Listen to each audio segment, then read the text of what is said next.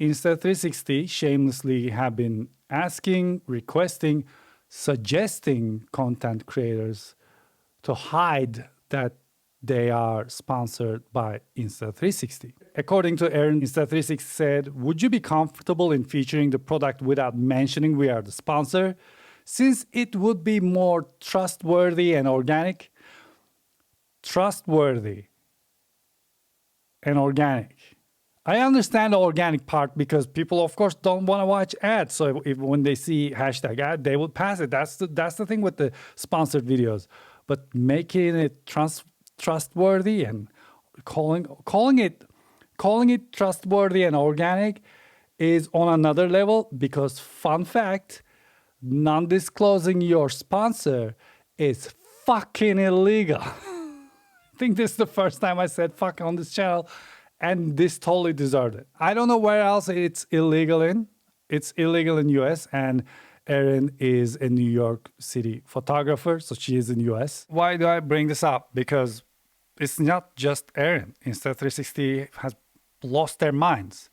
I was working on a video for Insta360 X4. During that, they asked me to mention that I'm sponsored as little as possible. And this was all done right after I shot everything. Everything was ready just to be edited. And since exactly the same thing happened with Ace Pro, I was already mad at them. Insta360 wasn't always like this.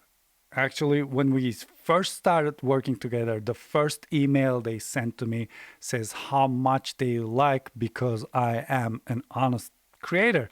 And this happened during that time when GoPro released the Karma drone. And I think Engadget, one of those tech outlets, was absolutely lying about what a great drone GoPro Karma is.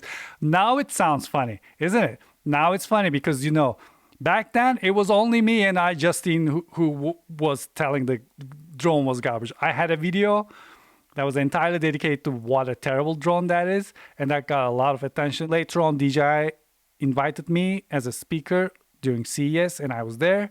Engadget saw that, put a spin on it, and then they put out an article that says, hey, this guy actually works at DJI. That's why he says Karma is a bad drone. Karma is not a bad drone at all. Insta360 in that email is referring to that. They're talking about how much they liked my honesty and how much they respected that. So our understanding, where we connected each other, it started on those bases. But I have a theory about why Insta360 ended up being this way. Because in the beginning, Insta360 was this little company with these little, really creative Insta360 cameras that just did wonderful things. It showed us angles that we never achieved this easily, and that their yellow logo, their friendly attitude, everything was so approachable and nice. But then they started making different products, and all those products are really mediocre on their best day. So I think that kind of introduced their insecurity, and then they start becoming more aggressive. And I think that's when they started approaching us slowly but surely in a different way. I think that was the perfect boiling frog situation. And by the way, of all the brands I work with, there's nothing that even comes close to this. There's no brand. I work with the biggest brands in the world.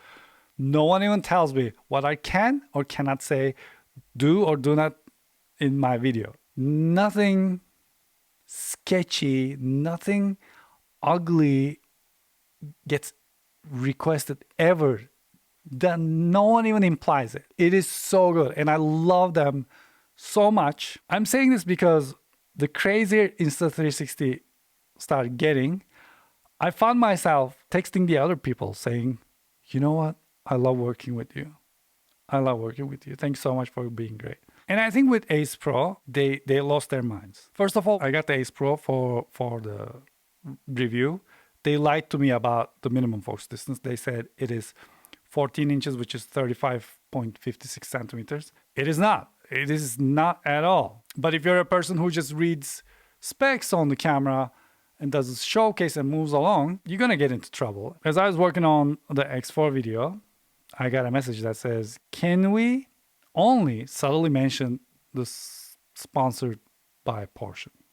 I replied, as legally as possible. That was it for me. I cut my ties with Insta360, but I didn't go public. I didn't know what to do. It was really depressing. The next thing was NAB. And at NAB, every creator I saw was complaining about them. Like every creator that we chatted about was complaining about. So as I mentioned before, when I saw Aaron's post, I realized this is getting out of hand. I posted online saying I'm dropping Insta360. And it's a scary thing when you say you're dropping a brand. You got to go and check out the post on my Insta and read the comments underneath, because some of the content creators chimed in and then they talked about their experience with Insta.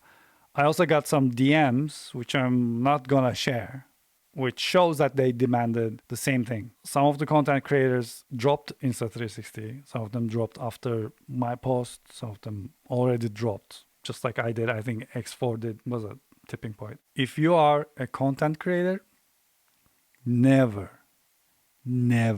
ever agree to do such thing.